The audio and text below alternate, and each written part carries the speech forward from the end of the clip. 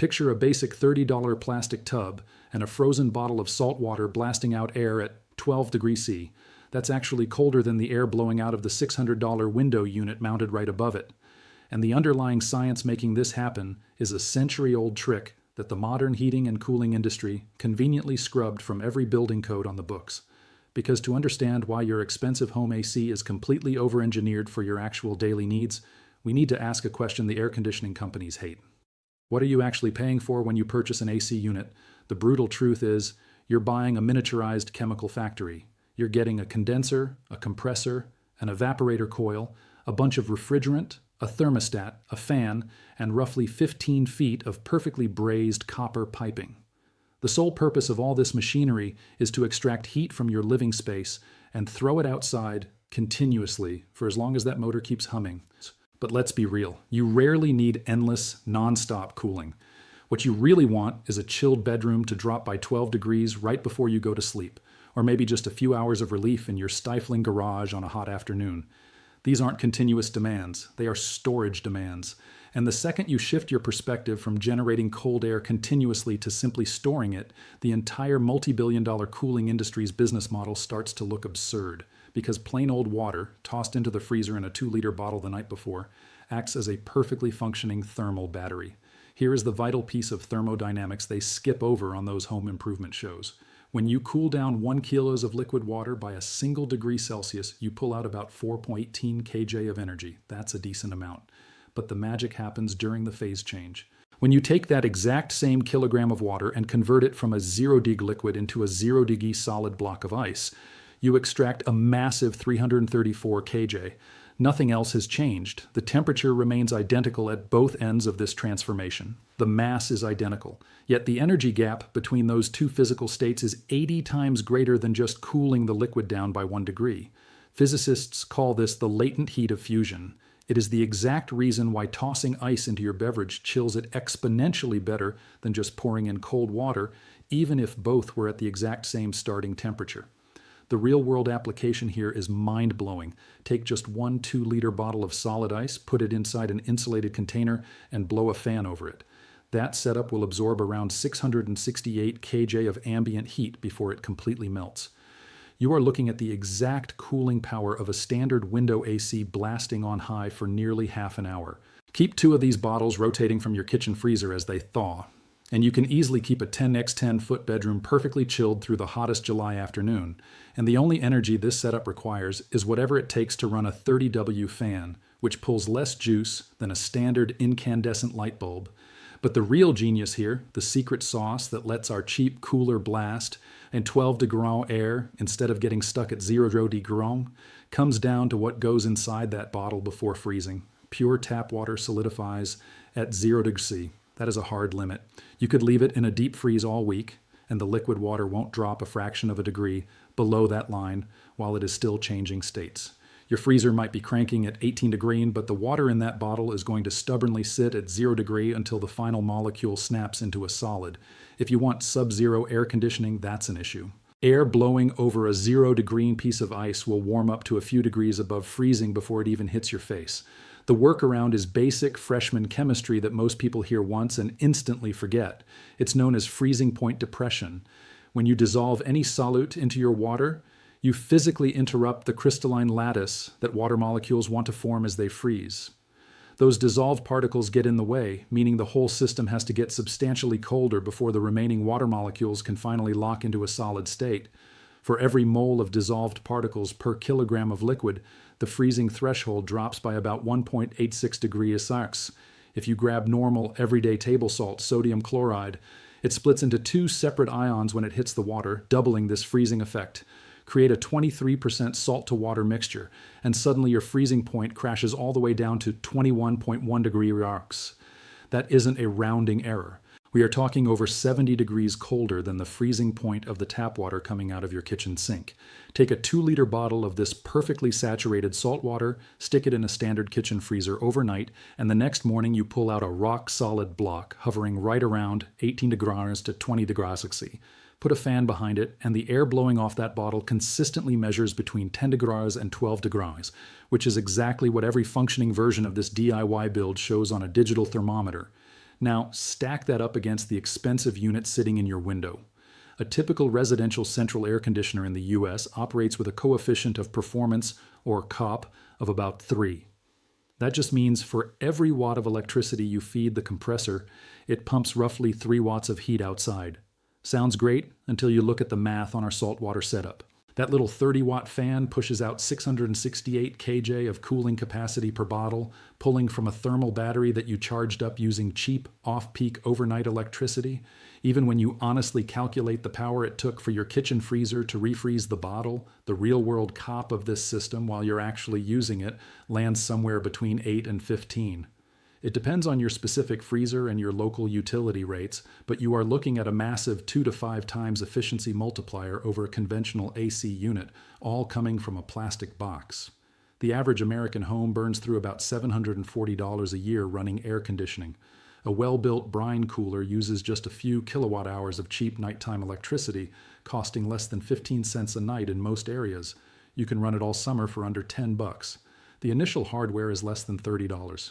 There are no expensive compressors to burn out, no toxic refrigerants to leak, no delicate copper coils to clog up, and no expensive repair guys to call out to your house. Of course, the modern HVAC industry waves this off as a cute parlor trick. It's not. This approach predates every patented chemical refrigerant on Earth. In fact, it was the dominant commercial cooling method in America for over half a century before electric AC was even a concept. Back around 400 BC in the scorching deserts of ancient Persia, builders constructed massive domed towers called Yakhchals. These earthen cones stood up to 40 feet high with deep underground storage pits beneath them. During winter, engineers would channel water into shallow pools at the base, let it freeze solid in the frigid desert night air, and then harvest the ice, packing it with straw in the pit below. Sealed up tight, that ice would literally survive through the entire blistering summer. Some of those Yakhchals are still standing in Iran today, working perfectly on the exact same thermodynamic principles over 2,400 years later. Because once you capture cold, it actually keeps incredibly well if you just insulate it right. You see this pattern everywhere. For centuries in Sudan and northern Nigeria, people have used the zir pot, a clay vessel nested inside a larger clay vessel with damp sand packed between them, to keep produce cool in a 110-degree desert heat using pure evaporation. In 1802, a Maryland farmer named Thomas Moore actually patented a device he called a refrigerator. It was just a cedar tub packed with winter ice and insulated with rabbit fur, designed to keep his butter solid on the long stagecoach ride to market in Georgetown. Thomas Jefferson even documented Moore's design in his personal papers, and soon homesteads all over America were copying it.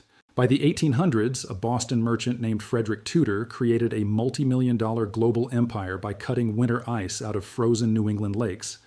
He packed it in wooden warehouses with sawdust insulation and shipped it in the holds of sailing vessels down to the Caribbean, South America, and even India. After 4 months at sea, that ice arrived in Calcutta with most of its mass intact, chilling drinks for British officers through the entire monsoon season. The newspapers called him the Ice King. At its height, this trade employed over 90,000 men cutting, hauling, and storing frozen pond water. That is the latent heat of fusion combined with basic insulation, shipping freezing temperatures across the equator purely by wind power, at a massive industrial scale for half of the 19th century. Vapor compression, the tech we use today, showed up way later. Jacob Perkins filed the first compression patent in 1834, and Willis Carrier didn't patent the modern air conditioner until 1902, and that was primarily to control humidity in a Brooklyn printing factory, not to keep people comfortable. For the first 30 years of the Carrier patent, residential AC basically didn't exist in any real capacity. If an American home had cooling, it was literally a fan blowing air over a block of winter ice. That wasn't some primitive stopgap, it was a highly refined finished technology that the compressor industry eventually displaced with aggressive marketing, not better physics. And here is where the story turns. Because phase change cooling never actually stopped working. It was just quietly and methodically erased from the regulatory framework that dictates what you are legally allowed to call a cooling system in modern America. The Air Conditioning, Heating, and Refrigeration Institute, or AHRI, is the trade group that defines what counts as a certified cooling product in the U.S. Every piece of equipment sold for a home has an AHRI rating, which is the exact metric that utility rebates, federal tax credits, and local building inspectors demand before a system is approved. Their entire certification framework is built exclusively around vapor compression.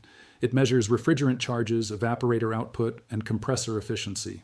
There is simply no category for latent thermal storage cooling. No category means no rating. No rating means zero rebates, no tax credits, and no recognized place in the residential building code.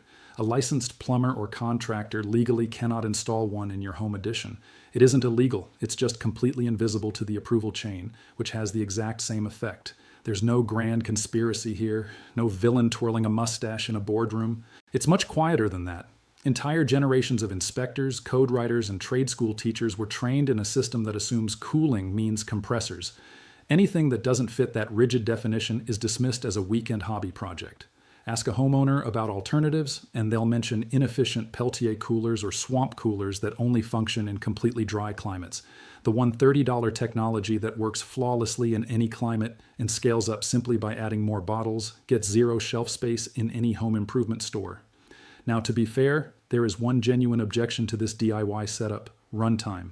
A compressor will blow cold air for 12 hours straight if it has power. A frozen bottle of brine taps out after about 2 hours when the ice finally melts. That is a real limitation, and it would be a total deal breaker if the fix wasn't so ridiculously easy. Just rotate them. Keep one bottle in the cooler and another one refreezing in the kitchen, and you have non-stop cold air all afternoon. Cycle 3 bottles through your rotation, which is what most people do, and the problem vanishes entirely. And the financial math of that rotation is brilliant because it perfectly inverts the standard AC utility bill.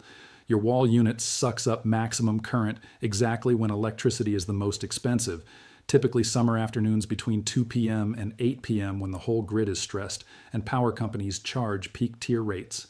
Your DIY brine cooler does the exact opposite. You freeze the bottles overnight, usually between 11 p.m. and 7 a.m., when utilities charge off-peak rates that are a third to a fifth of the daytime price. You are effectively shifting your heavy cooling demand from the most expensive part of the day to the absolute cheapest. Commercial skyscrapers do this exact same thing with massive grid-scale thermal storage systems. You're just doing it in a shoebox next to your bed. Putting this together is almost comically simple. Grab a standard $12 foam beach cooler from the local hardware store. Get a 120mm computer case fan. Pull one from an old desktop PC or buy one new for $10. Power it with a 12-volt wall adapter you probably have sitting in a junk drawer. Cut 2 rectangular holes on opposite ends of the cooler lid. Mount the fan blowing inward over one intake hole. Leave the other open as an exhaust. Drop in 2 or 3 frozen brine bottles. Shut the lid and plug the fan in. Within 90 seconds, you've got 10-degree C air blasting out the exhaust vent, and it will hold that freezing output until the ice is completely gone. The only part you have to get precise is the saltwater recipe. Dissolve 230 grams of plain table salt into 1 liter of tap water. Stir it perfectly until no crystals are left sitting on the bottom. That is your saturated solution that hits the magic 21-degree freezing point. Pour it into a clean 2-liter soda bottle, but make sure you leave about 10% empty space at the top so the ice has room to expand. Screw the cap on tight and freeze it overnight. It will come out dense, rock solid, and colder than any ice cube you've ever handled. 10 cents worth of salt, free tap water, and a plastic bottle destined for the recycling bin. That's your fuel. The only real catch to look out for is condensation. Cold surfaces pull moisture right out of warm, humid summer air, which is exactly why a cold drink sweats. Your cooler is going to do the exact same thing, eventually leaving a small puddle on the floor underneath it after a few hours. Just set the box on a tray, an old towel, or a tile floor, and it's a total non-issue. If you are running it in a bedroom while you sleep, slide an old baking sheet under it to catch the drips. And that is the entire build. $30 in parts, 1 hour of assembly. You get 12-degree C sub-zero air right when you want it for as long as that little fan motor survives, which will likely outlast most of the major appliances in your house. No refrigerants, no compressors, no expensive repair cycles, and it costs literal pennies every time you use it. And if you want to see how to build the $5 copper coil version that hits those exact same sub-zero temperatures without using any ice whatsoever, built with just a handful of basic hardware store pieces and a single cheap piece of tubing, that video is already posted right above this one.